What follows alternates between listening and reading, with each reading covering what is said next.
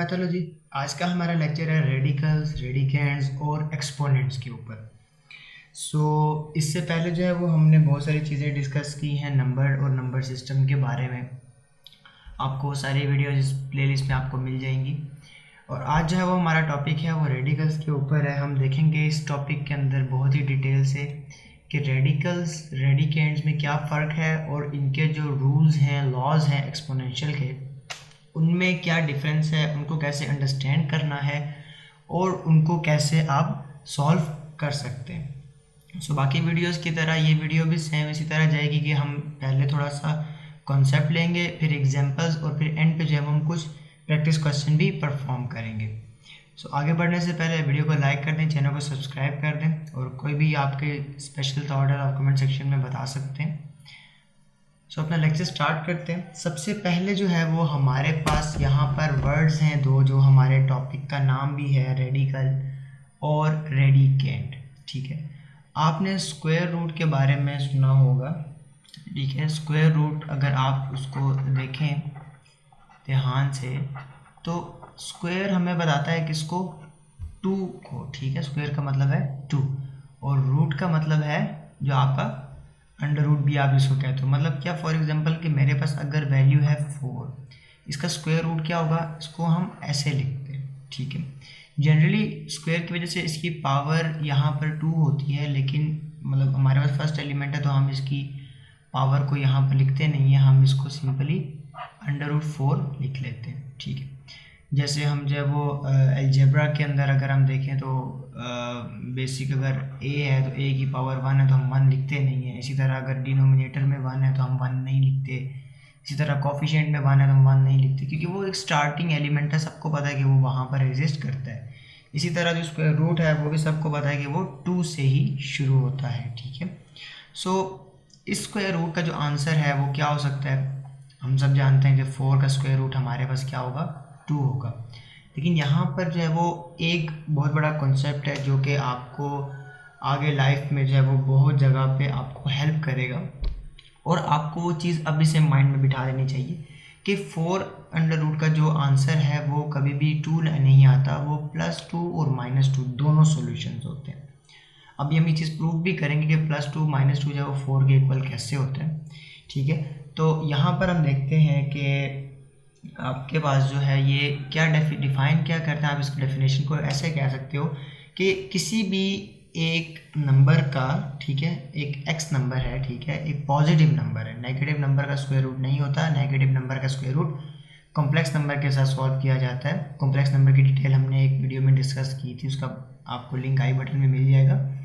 तो नेगेटिव का जो स्क्वायर रूट नहीं होता वो कॉम्प्लेक्स नंबर से सॉल्व होता है, लेकिन पॉजिटिव का स्क्वायर रूट जो है, कोई भी पॉजिटिव नंबर है, लेट्स से कोई पॉजिटिव नंबर है x, उसका जो है वो स्क्वायर रूट y है। ठीक है, और साथ ही साथ इसका एडिटिव इन्वर्स भी हमने लास्ट वीडियो में जो है वो डिस्कस किया था बहुत डिटेल से। एडिटिव इन्वर्स होता है उसी की नेगेटिव वैल्यू, तो उसका इन्वर्स जो है एक वैल्यू पॉजिटिव भी है, नेगेटिव वैल्यू भी है, एडिटिव इन्वर्स भी है। ठीक है, ये दोनों जो है वो अगर आप इसका स्क्वायर लो तो ये दोनों यही वैल्यू बनाते हैं। अब जैसे हमारे पास +2 और -2 आया, अगर हम इसका स्क्वायर लें तो +2 का जब हम स्क्वायर लेते हैं तो 2 2 ज़ा 4। इसी तरह हम जब -2 का स्क्वायर लेते हैं तो वो हमारे पास यहाँ पर आ जाता है 2 2 ज़ा 4। अब साइन कैसे सॉल्व होगा, हमारे पास पावर इवन है, साइन यहाँ पर होगा पॉजिटिव। इसी तरह अगर हमारे पास पावर ऑड है तो वो साइन, नेगेटिव का sign same as it is आएगा। इस टॉपिक को अगर आप डिटेल से देखना चाहते हैं वो भी आपको आई बटन में लिंक मिल जाएगा। ठीक है, पावर्स को आप कैसे हैंडल करते हो यहाँ पर, तो यहाँ पर मैंने आपको जनरल बता दिया। अगर पावर इवन है तो नेगेटिव साइन पॉजिटिव में कन्वर्ट हो जाएगा, अगर पावर ऑड है तो नेगेटिव में रहेगा। हालांकि उसका पॉजिटिव से कोई फ़र्क नहीं पड़ता, पॉजिटिव अगर वैल्यू हो और पावर इवन हो ऑड हो, उसमें पॉजिटिव ही आना है।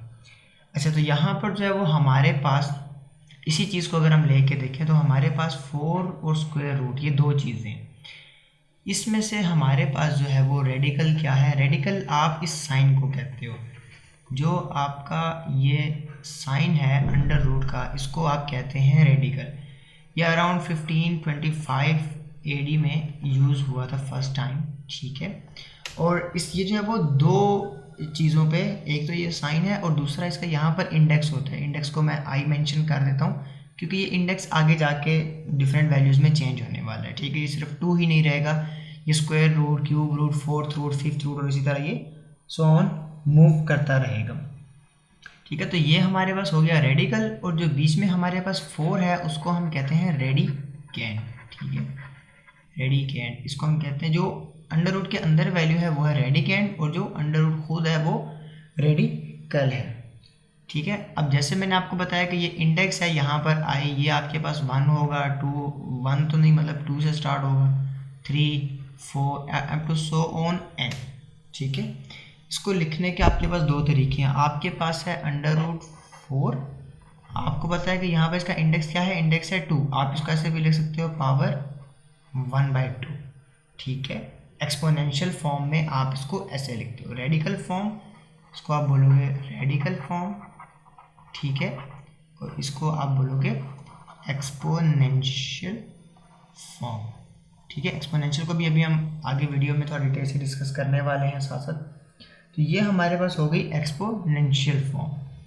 और इसी तरह अगर आप थोड़ा सा यहीं पर अगर हम कॉन्सेप्ट देख लें एक्सपोनेंशियल और रेडिकल के अंदर ही, तो आपके पास जैसे है लेट्स से 2 स्क्वायर, ठीक है, या x is equal to 2 square, ठीक है। अगर आपने अब ये स्क्वायर ख़त्म करना है, पावर को कट ऑफ करने के लिए क्या होगा, इसके रेसिप्रोकल से मल्टीप्लाई करके। अगर मैं चीज़ों को थोड़ा सा ब्रेक डाउन करूँ, तो हमने इससे लास्ट वीडियो में जो प्रॉपर्टीज़ के बारे में पढ़ा था, नंबर 1 ये है कि अगर हम दोनों तरफ सॉल्व करें a की वैल्यू को, वो तब भी इक्वल ही रहेगी, ठीक है। मैंने इधर भी पावर में मल्टीप्लिकेशन की, इधर भी पावर में मल्टीप्लिकेशन की है, ठीक है। अब ये तो चीज़ जो है वो ये कैंसिल आउट होगी, तो ये आ जाएगी 2 टू पावर 1, और यहाँ पर क्या आ जाएगा अंडर रूट x, ठीक है। आपको बुक के अंदर या नॉर्मली जो ऐसे सिखाया जाएगा कि अगर आपके पास स्क्वायर है तो आप अंडर रूट ले लो, वो ख़त्म हो जाएगा। लेकिन मैंने आपको उसकी बैक एंड इंजीनियरिंग भी बता दी कि अंडर रूट लेने से बेसिकली ये होता है, ठीक है।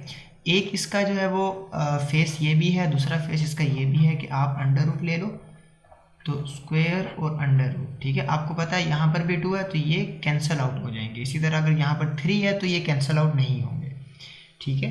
यहाँ पर आपने इसका स्क्वायर रूट लिया।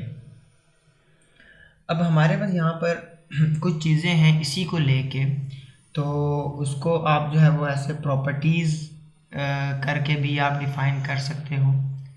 अगर मैं इसको ऐसे लिखूँ प्रॉपर्टीज़, तो प्रॉपर्टीज़ हमारे पास इसके अंदर सिर्फ 2 ही होंगी। वो 2 इसलिए होंगी क्योंकि आप जो है वो एडिशन और सब्ट्रैक्शन के अंदर जो है वो रेडिकल्स में कोई प्रॉपर्टी या कोई सिमिलैरिटी आप नहीं कर सकते। फर्स्ट जो है वो आपका है प्रोडक्ट रूल, और प्रोडक्ट रूल आपको क्या कहता है, प्रोडक्ट रूल आपको ये कहता है कि अगर आपके पास 2 वैल्यूज़ हैं, लेट्स से अंडर रूट ए है, ठीक है, उसका कोई भी एक इंडेक्स है, ठीक है, और वो मल्टीप्लाई हो रहा है अंडर रूट बी के साथ, उसका भी इंडेक्स है। याद रहे ये दोनों इंडेक्स सेम होंगे तो ये प्रॉपर्टीज़ जो हैं वो अप्लाई होंगी। अच्छा, दोनों के इंडेक्स सेम है तो आप क्या करें कि आप ए और बी को मल्टीप्लाई कर दें under the same radical sign, मतलब यहाँ पर n है, अगर वो 2 है तो 2, 3 है तो 3, लेकिन शर्त यह है कि यहाँ पर n जो है वो must be same value in both, ठीक है। दोनों में जो है वो सेम इंडेक्स होना चाहिए।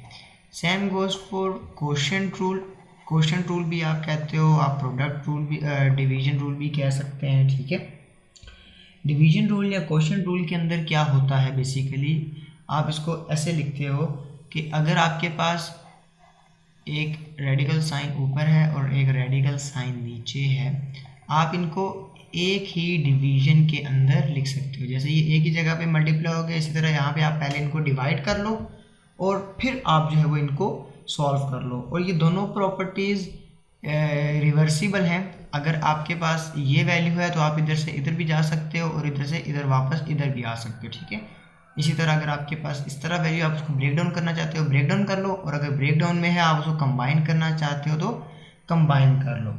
ये एक बेसिक सा थोड़ा सा कॉन्सेप्ट था यहाँ पर। अगर हम इसकी कुछ एग्जांपल्स देखें इन्हीं रूल्स के हिसाब से, तो मैं रूल्स जो है वो यहाँ पर डिस्प्ले में रखूँगा ताकि आपको रूल्स का आइडिया रहे। तो रूल्स आपको क्या कहते हैं, लेट्स से मेरे पास यहाँ पर वैल्यू है अंडर रूट 2, ठीक है, मल्टीप्लाइड बाय अंडर रूट 7, तो अगर मैं इसको यहाँ पर देखूँ, दोनों में इंडेक्स सेम है, ठीक है, तो मैं यहाँ पर क्या कर सकता हूँ, 2 multiplied by 7 under the same under root, product rule लग रहा है, और यहाँ पर मैं इसको कह दूंगा 14 अंडर, ठीक है। इसी तरह अगर मैं क्वोशिएंट रूल को देखूँ, तो अगर मेरे पास वैल्यू है under root 2 divided by under root 7 is equal to, अब ये 2/7 सेम हो जाएगा और अंडर रूट जो है वो 1 ही आ जाएगा, ठीक है। अब यहाँ पर क्या चीज़ आप परफॉर्म नहीं कर सकते, लेट्स से कि आपके पास वैल्यू है under root 2 multiplied by cube root of 7। अब आप यहाँ पर प्रोडक्ट रूल नहीं सॉल्व कर सकते, ठीक है। इसी तरह अगर आपके पास ये डिवीजन में ऐसे है, तो आप प्रोडक्ट रूल नहीं सॉल्व कर सकते। हमारा पहला जो कंसर्न था वो ये था कि प्रोडक्ट रूल जो है या क्वोशिएंट रूल तब होगा जब इनके ये इंडेक्स सेम होंगे। यहाँ पर इंडेक्स ही डिफरेंट है, तो हम इनको सॉल्व इन रूल्स के मुताबिक नहीं कर सकते, ठीक हो गया। अब इसी से थोड़ा सा फर्दर मूव करते हैं यहाँ पर। तो जैसे हमने ऊपर जो है वो किया, उसी चीज़ को थोड़ा सा प्रैक्टिकली इम्प्लीमेंट करें। तो हमारे पास एक एग्जांपल है जिसको आप रिड्यूसिंग इंडेक्स के नाम से भी आप कह सकते हो, ठीक है, रिड्यूसिंग इंडेक्स।